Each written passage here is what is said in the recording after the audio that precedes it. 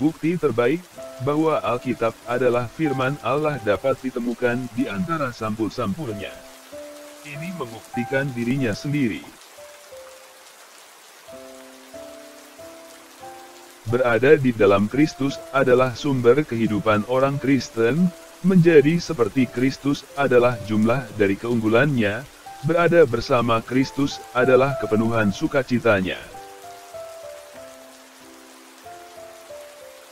Ketika janji besar Roh digenapi pada hari Pentakosta, itu digenapi bukan hanya mengacu pada para rasul. Dosa asal adalah satu-satunya solusi rasional dari fakta yang tak terbantahkan dari keberdosaan manusia yang mendalam, universal, dan yang telah dimanifestasikan sejak dini di segala usia, dari setiap kelas, dan di setiap bagian dunia. Oleh karena itu, semua kuasa gereja adalah pelayanan dan administrasi yang benar. Segala sesuatu harus dilakukan dalam nama Kristus, dan sesuai dengan arahannya. Dalam oposisi untuk semua saran iblis, jawaban tunggal, sederhana, dan cukup adalah firman Allah. Ini menempatkan untuk terbang semua kekuatan kegelapan. Orang Kristen menemukan ini benar dalam pengalaman pribadinya. Itu menghilangkan keraguannya, itu mengusir ketakutannya, itu membebaskannya dari kuasa setan.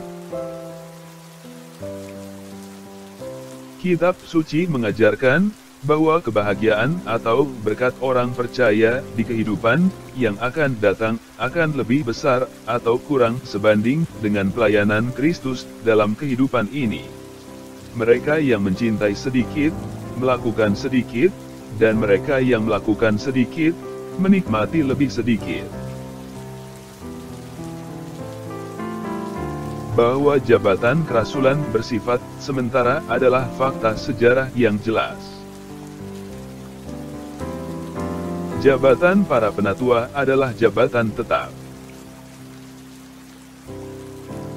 Gereja, bagaimanapun, adalah masyarakat yang mengatur dirinya sendiri, berbeda dari negara, memiliki pejabat dan undang-undangnya, dan, oleh karena itu, memiliki pemerintahan administratifnya sendiri.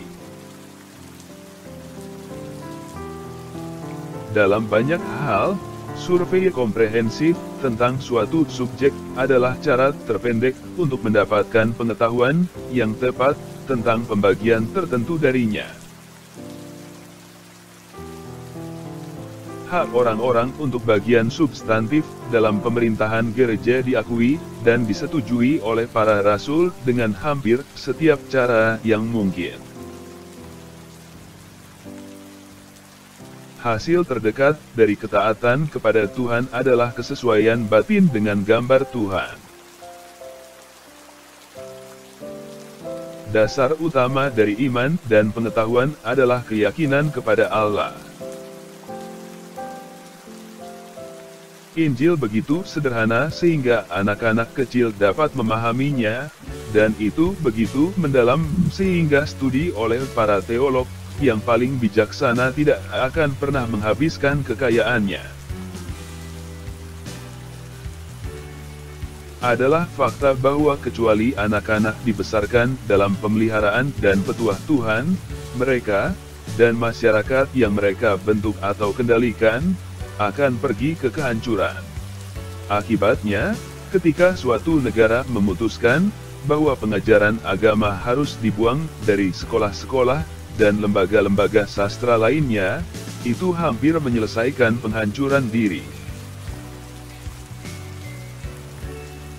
Jika gereja adalah tubuh hidup yang bersatu pada kepala yang sama, diatur oleh hukum yang sama, dan diliputi oleh roh yang sama, tidak mungkin satu bagian independen dari yang lainnya. Karena gereja adalah kumpulan orang-orang percaya, ada analogi yang erat antara pengalaman orang percaya secara individu, dan pengalaman gereja secara keseluruhan. gereja, selama zaman kerasulan, tidak terdiri dari jemaat yang terisolasi dan independen, tetapi merupakan satu badan, di mana gereja-gereja yang terpisah adalah anggota konstituen, masing-masing tunduk pada semua yang lain, atau pada otoritas yang luas ke atas semua. Semua kuasa gereja muncul dari berdiamnya Roh, oleh karena itu mereka yang di dalamnya Roh berdiam adalah tahta kuasa gereja. Tetapi Roh berdiam di seluruh gereja, dan oleh karena itu seluruh gereja adalah pusat kekuasaan gereja. Hanya ketika manusia bergaul dengan orang jahat, dengan keinginan dan tujuan untuk berbuat baik kepada mereka, barulah mereka dapat mengandalkan perlindungan Allah untuk melindungi mereka dari pencemaran. Komentar pertama kami mengenai hal ini adalah bahwa pelayanan adalah jabatan, dan bukan sekadar pekerjaan. Ucapan kedua kita adalah, bahwa jabatan itu adalah penunjukan ilahi, bukan hanya dalam arti di mana kuasa sipil ditetapkan oleh Allah, tetapi dalam arti bahwa para pendeta memperoleh wewenang mereka dari Kristus, dan bukan dari orang-orang.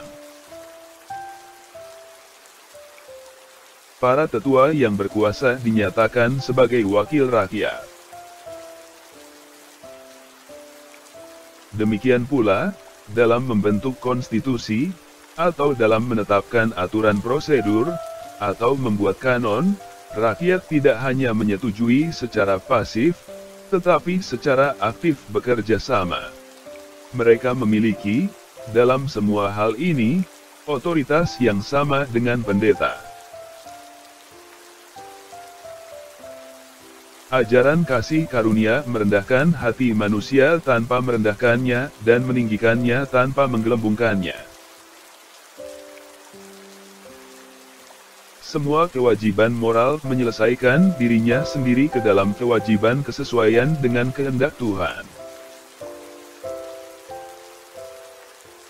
Kerendahan hati Kristen tidak berarti menyangkal apa yang baik dalam diri kita, tetapi dalam pengertian yang menetap di gurun pasir, dan kesadaran bahwa apa yang kita miliki tentang kebaikan adalah karena kasih karunia Tuhan.